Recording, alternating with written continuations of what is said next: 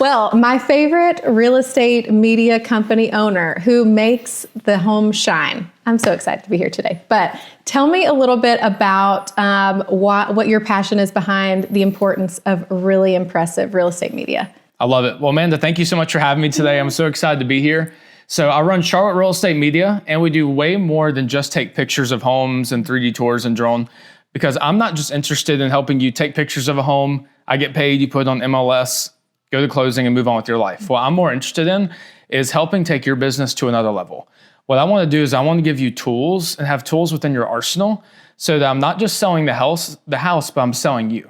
Like, I want people to look at the way you market a home and be like, I have got to hire Amanda. If she did that for them, she can do that for me. So that's my main goal, is not just having one-off shoots with agents, but I'm all about partnership and I'm about relationships. I want to give you tools to help take your business to the next level. And I definitely think you've done that, which is why I continue to work with you. And man, we got the one from the lake under contract within 48 hours, all because you made it look so good. Oh, you didn't tell me that off camera. Yes, Let's go. So we love that. Go. So from what you see across tons of homes, what features do you think for sellers really photograph the best? Yeah, one of the main things that stands out to me, it's so funny because if someone asks me that question, they may not get the answer that they may be expecting. They may think I'm going to say a bunch of modern updates and making sure the home is in the perfect best condition. If I'm being honest, the thing that makes a home shine the best is having it be clean whenever there's photos, because so many people live their lives within a cycle of chaos. Yes. And whenever they're looking at moving somewhere, at least to my understanding, people want to move from where they're at to a place of greater peace. And if they're looking at pictures and then they see dirty clothes everywhere, they see the kitchen full of cups and plates and bowls and then kids' clothes and kids' toys everywhere, they may not say it out loud, but in their subconscious, they're going to say, this doesn't feel peaceful. So something that I do, and that's important in the way I train and lead my team, is that we actually spend the first 15 minutes of every listing helping clean the home. Now, obviously not with like a rag and a mop. What I tell people is, unlike other companies who refuse to help, I say, well, you know what? We're going to help go put up some cups and bowls. We're going to help pick up some toys on the floor. We may move things from room to room, because I want to help, again, not just do a photo shoot and get paid, but I want to give you a product that people will look at and say, I feel peace in what this agent is delivering. Because ultimately, people don't make decisions just primarily based off of numbers, but they make decisions also based off their feelings. So if they feel peaceful, and if the numbers line up, it leads to a greater chance of them having a deal with you. I 100% agree. So my background's in counseling. That's what my master's is in. And so I think this is right up your alley. Yeah, so up my alley, because I think people forget and get so bogged down in what we consume online and in social media with like really amazing spaces. And it's like every home can be amazing because it can provide peace for someone. So I absolutely love that you said that, because that's something that's attainable for everyone. And those are actually realistic things that people can put into place before they put their home on the market. I love it. How is the way that buyers shop for homes changed over the years? And what do you do to really bring that together to them? So at least whenever I bought my first home in 2021, I just remember I didn't put a whole lot of thought into it. All I did is I just went on Google and I typed in homes near me in Gastonia, and I just looked on Zillow. Now, obviously the MLS is still important. It's not like you can list a home without putting it on the MLS, but I've seen a trend shift so vastly where so many more deals take place on Instagram than they do through email, which to me, that just amazes me. As a businessman, I have a couple of different companies. I think I would never conduct all my business through Instagram. Right. But I speak with so many agents, even with you. We actually planned this through Instagram. Like, we talked to Instagram, we sent the address where we're filming it here through Instagram. And I've seen it shift so much from just, hey, let me look online on the MLS. Let me send an email. Let me start the formal process. Let me interview the agent. And now they may respond to a reel. They may respond to a story. And it's not always listing media that's about the house itself. The agents that we work with who are the most successful, such as you, for example, post about their daily lives. They post, this is what we're doing. This is our family. Hey, I'm not working today. This is what I'm doing for fun. And at least what I've seen, in my humble opinion, is that people engage with that more than they used to. They used to engage more with facts, with numbers, with pictures, but now they engage more with relationships that they build with their potential agent who they're looking to hire. I 100% agree. And I think something that draws me continuously to your company is that your videos, they're never the same. Like you hone in on exactly that agent's personality and you tailor whatever that media is to them and their client base, because my client base may not be the same as, the next person that you're filming at 2:00. And so I think the importance of really showcasing that allows us to make connections with people, that we've never met. I picked up a client from New York that found me because of the house in Locust that you guys did the video for. That's exactly how she found me. And she's like, man, that's my agent. And so what better way, like you said, to make connections when people can consume who you are and in the story sense of what you do on a daily basis, and you build that rapport that way. I love it. And also that's so neat that someone even hundreds of miles away found you. And what I love now about, at least we're filming this in 2025, I'm sorry, it's 2026. Editor, cut that out. Editor, cut that out. Something I love about starting a business in 2026, whether you're a brand new agent or whether you're growing your business, I tell people all the time whenever I coach other business owners is that this time has the lowest barrier to entry. Let me just paint a picture. If it was 30 years ago and you wanted to start a business, most likely you have to get a brick and mortar location. You have to print newspaper ads. You have to mail out postcards. Yes. You have to walk around and hand out invite cards in a Walmart parking lot. Nowadays, Instagram is free. Mm-hmm. The Real Editor app is free. CapCut is free. The only thing that costs money are potential excuses that you're willing to bring to the table. Now, obviously, you can spend money like with a marketing company like me or other companies out there to help elevate your marketing, which I highly recommend. But if you're just starting out, the barrier to entry is so incredibly low, where if someone says, I'm not successful as an agent, I'm struggling as an agent, if they'll allow me to speak into them, I'll say, let me see your Instagram. And if they don't post a lot, I'd say, well, I don't feel bad for you because you have free resources that you just left on the table. I 100% agree. I think that you take people and connect them with people through the art that you guys have, through capturing them on camera. And so allowing people to have that connection on a free platform. I mean, why not use it? It's incredible. Yeah. It's incredible. And reaching people, from states away just because of one video, that shows the impact of how important those pieces are in our marketing plan. I say it all the time. Hope is not a strategy. We're not using hope to sell a house. Yes, it's important, but you have to have a plan and make sure that you're checking the boxes for the available resources that we have. And so you don't have to do, a postcard campaign anymore. Just talk to people and sell them more than just the house, sell them their life there. And taking it back to that piece, sell them what piece they will get once they buy that home. I love that. And then I'm gonna use the A word here. People don't like algorithm. Now, whenever I first learned about the Instagram algorithm, I hated it because I don't know if you remember the time when Instagram first came out. Yes. I was in the 7th grade, and I remember it was so easy back then. It was whoever posted most recent was at the top of your feed. We loved that. Well, in a way, I remember at first, whenever they shifted away from most recently post to the algorithm, I was like, well, dang it, this is a lot hard because I used to get a picture of my cat that would have 100 likes on it. And then I'd get 3 likes. Right. And at first I was like, dang it, why is this happening? Until I dove into it. And I said, now this can actually be applied to your advantage if you allow it and if you leverage it well enough. So for example, instead of just saying, oh man, now my posts don't get high anymore. They don't get likes as much as I want to anymore.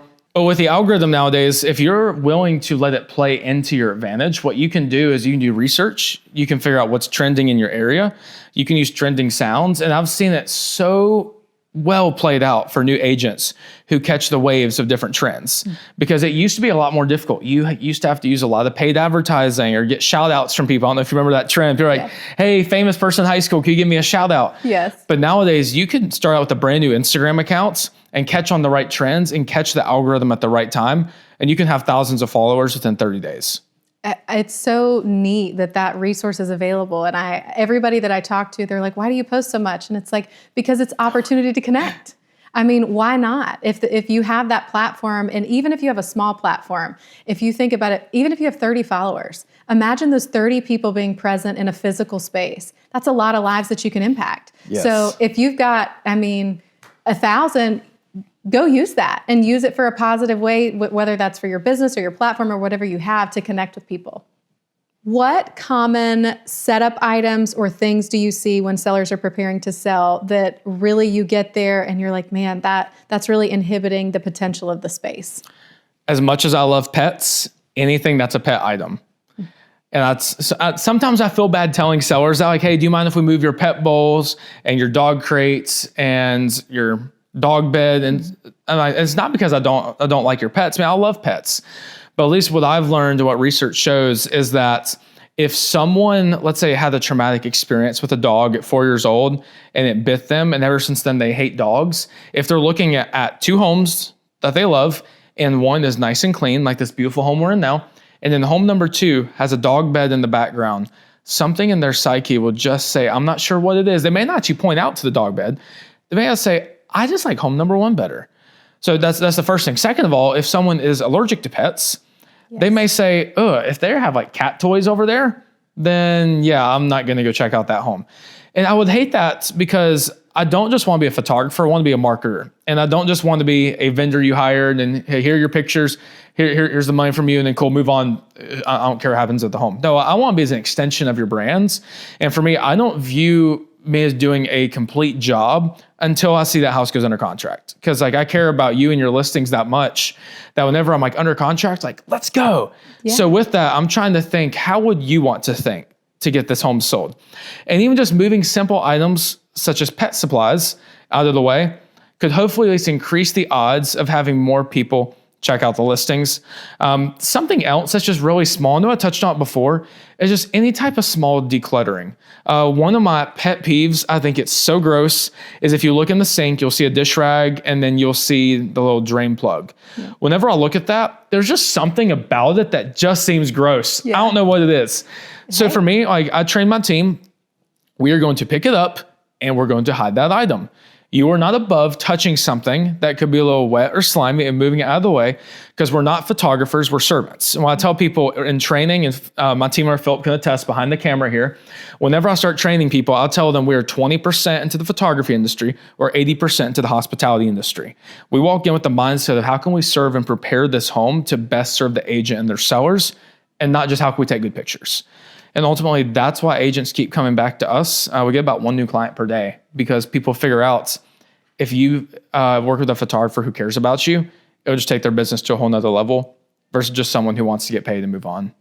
I mean, you wowed me. I think it was one of our first experiences together when I had a home that we were struggling a little bit with getting some exposure, and you actually hopped on a strategy call with me. I have never in my almost 11 years of doing this, have ever had somebody hop on a call that was a vendor like that says, hey, I'm not trying to sell you anything. Let's talk strategy. As a third party to that, you really immerse yourself in being a part of the marketing team. And so that's something that I respect so much. And I think that adds such value in who we choose as agents to partner with, because it's just another person with a marketing background that's helping us to strategize to get us to the closing table. And all of those little things are so impactful, like you said, with the pets. And I always tell sellers, you have no idea what connections people are coming in with to the purchasing process. And so if you're walking in and there are things that we can do to alleviate any sort of reminder of whatever that experience was, like let's take it off the table, because all we need is one buyer, but let's not get in the way of that one buyer finding peace. It takes it right back to it. That's so wise. One other thing as you were sharing that, one other thing that reminds me, I feel awkward telling homeowners this, but what I tell people all the time is I'll never lie, is I'll tell you the truth and I'll give you options, and then in the end, it's completely your decision. But what I recommend is if there's any type of sport team apparel, we want to remove that. That's a good point. Now, for me personally, I'm not really into sports besides pickleball. So I'm not really sure about how different teams work because I'm so busy studying about business and church and everything. But let's just say if I do not like the Carolina Panthers, let's say if I hate the Panthers, obviously I don't, I'm neutral and I live in Charlotte. But let's say if I have I hate the Panthers, they beat my team 3 years ago. And you look at photos and you see a Carolina Panthers helmet sitting on the kitchen counter. The home may be beautiful. It may look as nice as this.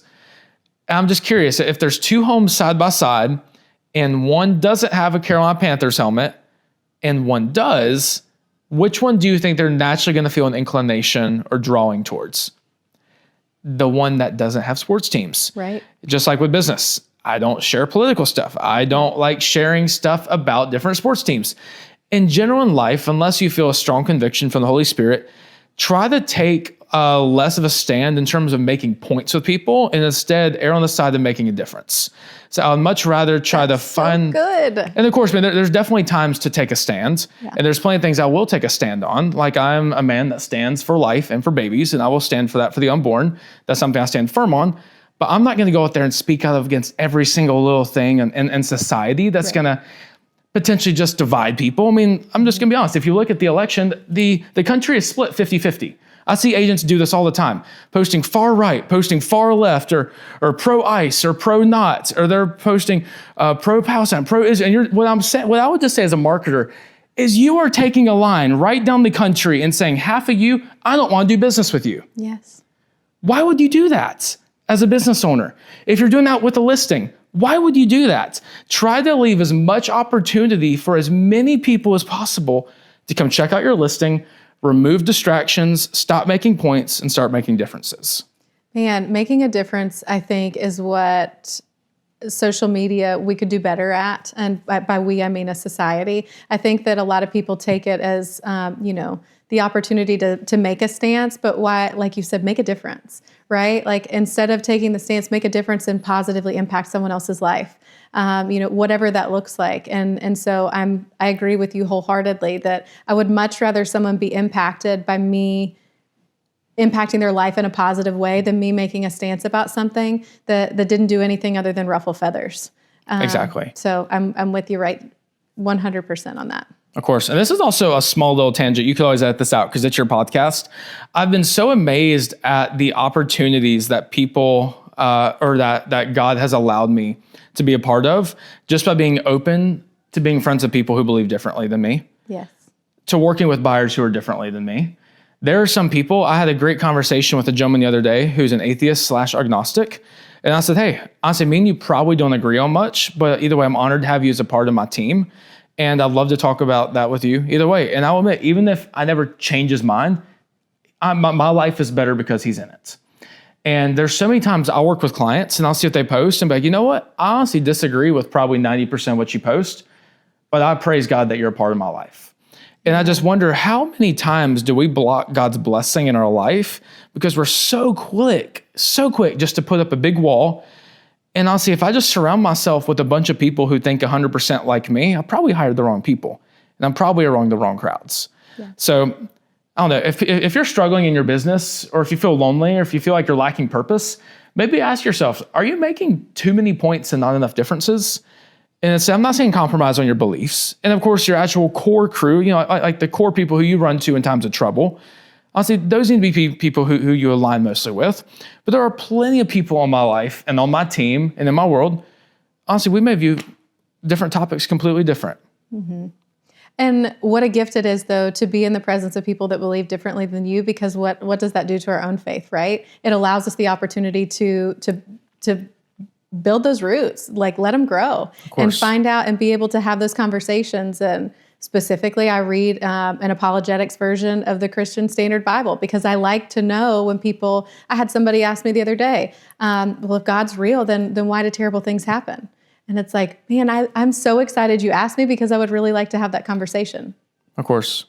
A way I love to answer that question, I know you assume you probably came across the answer. I heard a pastor share it best. Sometimes people ask, why do good things, or why do bad things happen to good people? Yeah. The answer is because sin infiltrated the earth, bad things happen to all people. Yes.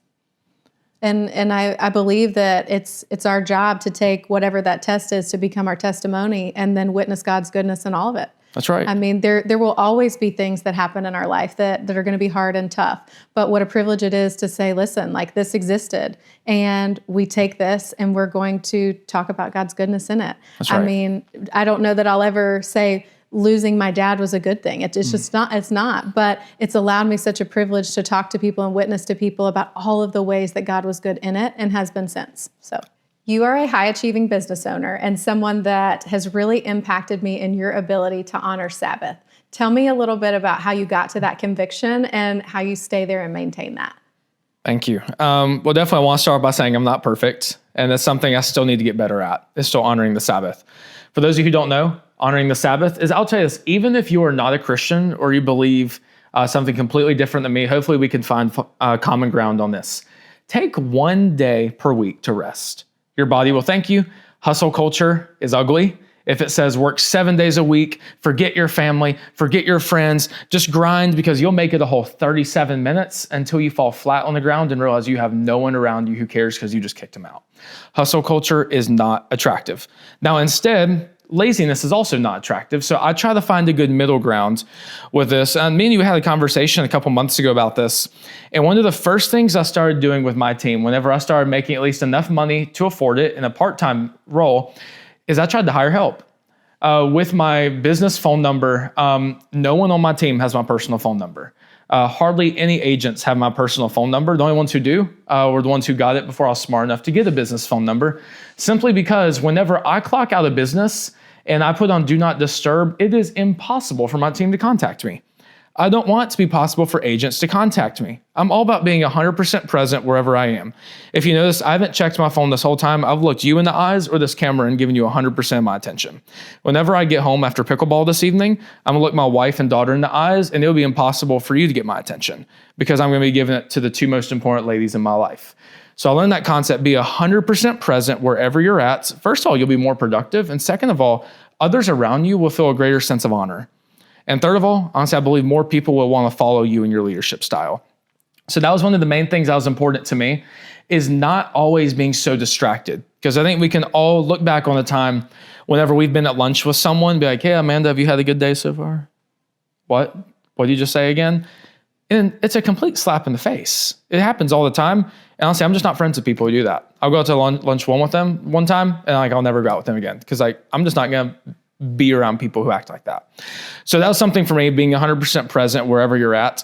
And second of all, the key to making this happen is, in my opinion, it's impossible to get to that point if money is an idol in your life. Because I will say I would have a lot more money in my bank account right now if I didn't hire a bunch of help. If I was available 24/7, if I'd always respond to agents, if I'd jump at the gun for any chance of money, I would have a lot more money in my bank account. But I started from the beginning saying that's not what's most important. Instead of having a rich life, I want to live a fulfilled life. Now, on the opposite side, sometimes within the Christian world, and this could be a little controversial, and if you disagree, it's okay. It's America. You have the right to be wrong. But sometimes within the Christian world, the poorest in the room is viewed as the most successful. I think that's complete crap, because you never see poor people feeding hungry kids. You never see poor people helping single moms in the church. So I believe a fulfilled life is having, yes, plenty of stored choice of food and oil, having savings, having money, but also having relationships in your life that are important. So if money is your God, you will never get to a Sabbath. Man, I don't even know that I could add anything there, because when we talked about that day, it impacted me so much that I feel like I've just been on this mission of telling people that, like you said, hustle culture is ugly. I've done it. I've been there. And you last 32 minutes with it. It's like, it ain't lasting. You'll just pass out. You can't sustain. Yeah. And the Sabbath wasn't because God was tired. It's because he knew that we needed it. And so it wasn't for him. It was for us to know that without that recentering and connection with him, you can't sustain. I mean, and your nervous system is designed to have that. But yet we're in a world where people are told this lie that being available 24/7 is a gift, and it's not. Of course. And now also on the flip side, if you only work 20 hours a week and you're struggling, there's also an issue there, because God calls us to work hard. I mean, in 1 Thessalonians, it tells us that, for those who don't work, you don't eat. Yeah. So you need to be willing to work hard. But for me, instead of saying, how can I work 100 plus hours in a week? What if a wiser question to propose would be, how can I be the most productive within the 40 hours of the week? And therefore, I try to look at building systems and having a great team culture where I can make those 40 hours be rock solid. And honestly, I try to get to a point where I can be more productive in those 40 hours than other people can be in 80 hours. And that's something I constantly try to learn by reading books. I try to surround myself with people who are way smarter than me. I spend so much money on type of AI, any type of automations, software that can take things off my plate, because I want to be the most productive within those 40 hours, So whenever I clock out, like after this, it's amazing. We're filming this on a Thursday. I'm going to play pickleball at 3 p.m. I love it. 3 to 5 p.m. And it's amazing because I've been able to set up the company in a way where it doesn't 100% rely on me. And if you try to live by the hustle culture, if you try to live by hustle culture, you will eventually die whenever you see someone doing better than you or hitting goals that you wish you were hitting. I mean, and I really want to point this out though, is you mentioned the automations and things. Never once, if I did not know that about your business, I would have no idea that those things are automated. You have integrated such systems with such a seamless flow. I mean, I reach out to your company and I do get a response, but I don't know that that's from you or from someone else. And that right there is mastering, business. Because what a gift it is to your partnerships in business that I don't know that. And I don't need to know that. I don't need to know when you're there and when you're not there. So I'm very much inspired by that. So.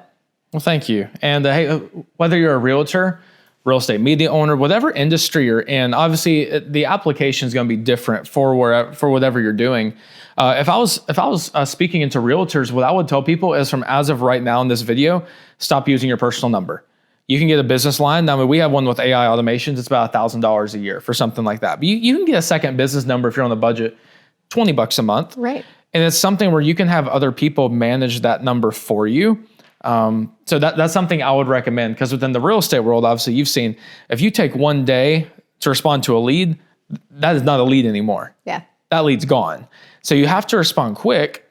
But if you get a bunch of leads, let's say at the end of 2026 on December 31st, you said, yes, I had this many leads and this many closings. And then the kids say, I really miss seeing mommy this year. That's not a win. No.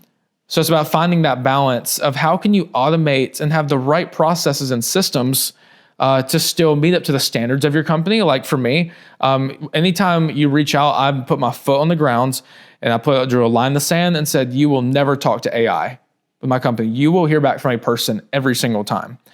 Because for me, that's something important. I want it to be a very relationship-driven business, but it doesn't always mean it has to come from me. Yes. Such wise words. One last thing, if I could speak into realtors right now, I believe a lot of people are about to fall into this trap. I'm willing to be proved wrong on this, but a lot of my competition, or at least some of my competition, is switching over to these AI phone answering systems, AI text-based systems. What's going to happen is I'm going to go by and pick up your clients. Because if you've ever tried to get into an online chat with a store, or you call them, the first thing you say, representative, representative, representative. Do not do that, especially if you're within a people business, like a realtor or a vendor for realtors. AI can be wonderful, can help with a lot of things, but AI can never replace relationships.